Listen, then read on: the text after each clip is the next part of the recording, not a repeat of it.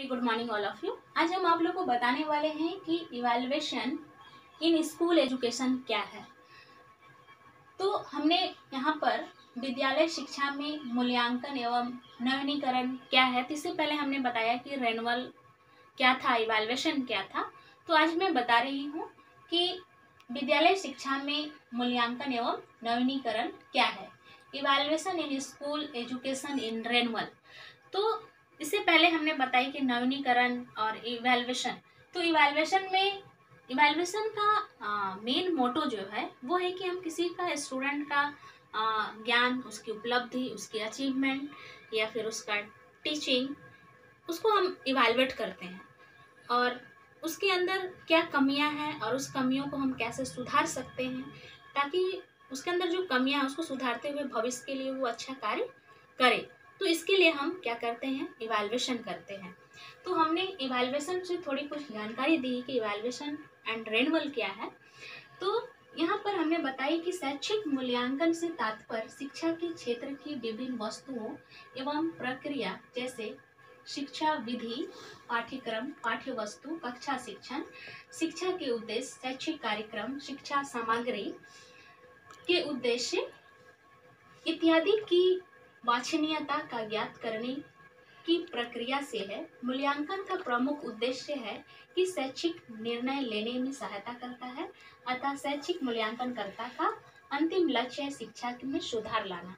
सिर्फ हम किसी स्टूडेंट का ही हम इवैल्यूएशन नहीं करते हैं, बल्कि अगर हमारे विद्यालय में किसी तरह की समस्या है तो हम उसका भी इवैल्यूएशन करते हैं और इवैल्यूएशन के दौरान हम उस समस्याओं या उस कमियों को हम सुधार सकते हैं। तो उसको भी हम कह सकते हैं कि इवैल्यूएशन।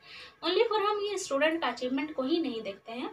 तो हमने यहाँ पर कहा है कि इवैल्यूएशन जो है वो कि एजुकेशनल इंस्टीट्यूशन में या एजुकेशनल फील्ड में भी हम उसका इवैल्यूएशन करते हैं। और ये भी कहा हमने कि पाठ्यक्रम में पाठ्य वस्तु से रिलेटेड जो भी कमियां हैं उसको सुधार करने के लिए हम उसका इवैल्यूएशन करते हैं। और इवैल्यूएशन का मेन मोटो या मेन लक्ष्य जो होता है वो है कि हम पाठ्य वस्तु में भी सुधार ला सकते हैं, शिक्षण अधिगम में भी हम सुधार ला सकते हैं, या फिर स्टूडेंट का जो परीक्षा है अगर वो किसी सब्जेक्ट में वो कम मार्क्स ले आया है तो उसमें भी हम सुधार ला सकते हैं। तो उसको हम कह सकते हैं इवैल्यूएशन एंड रेनुअल। नेक्स्ट है कि इवैल्यूएशन के टाइप्स क्या क्या है।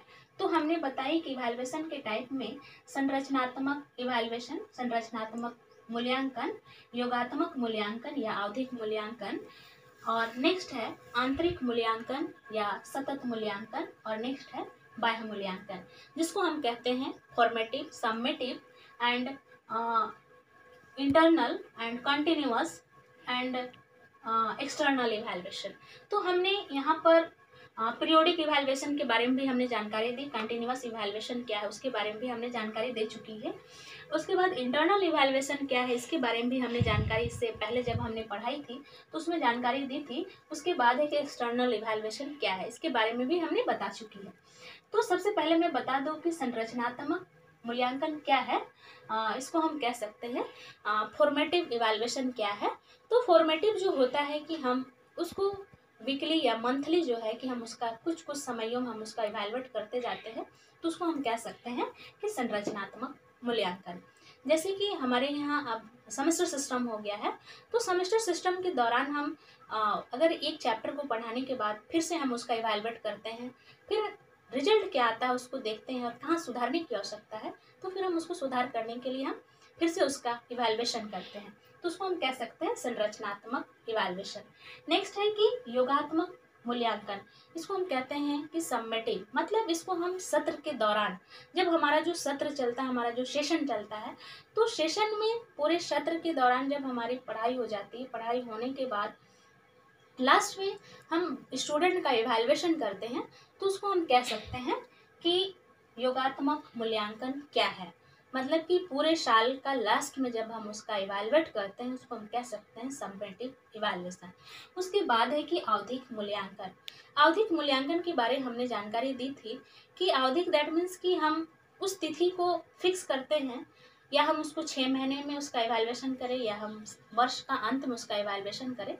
और इस इवैल्यूएशन के लिए हमको सभी की सभी शिक्षक का, सभी एडमिनिस्ट्रेटर जो होता है उनकी आवश्यकता होती है, सबकी विचार से, सबके विचार विमर्श से ही हम इसका इवैल्यूएशन करते हैं।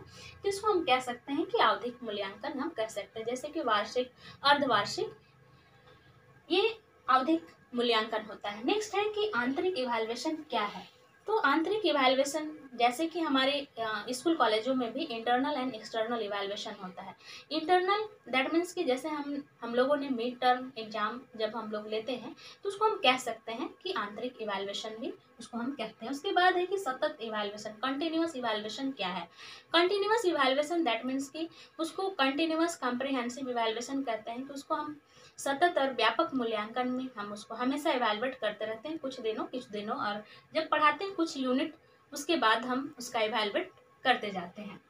नेक्स्ट जो है कि वो बाह्य evaluation, external evaluation. External evaluation कहने का अर्थ है कि हम जब बच्चों का इंटरनल के साथ साथ एक्सटर्नल एग्जाम भी होता है तो हम उसको कह सकते हैं कि एक्सटर्नल जो एग्जाम होता है उसका कॉलेज के साथ कोई कनेक्शन नहीं होता है, वो किसी संस्थाओं में या किसी इंस्टीट्यूशन में उसको लिया जाता है।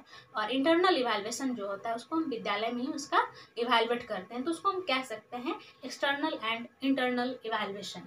तो हमने इवैल्यूएशन के बारे में इससे पहले जानकारी दी थी कि आवधिक मूल्यांकन क्या है, योगात्मक और संरचनात्मक, उसके साथ साथ आंतरिक और बाह्य मूल्यांकन क्या है। तो शायद मुझे ऐसा लगता है कि आप लोगों को समझ में आ गया होगा। धन्यवाद।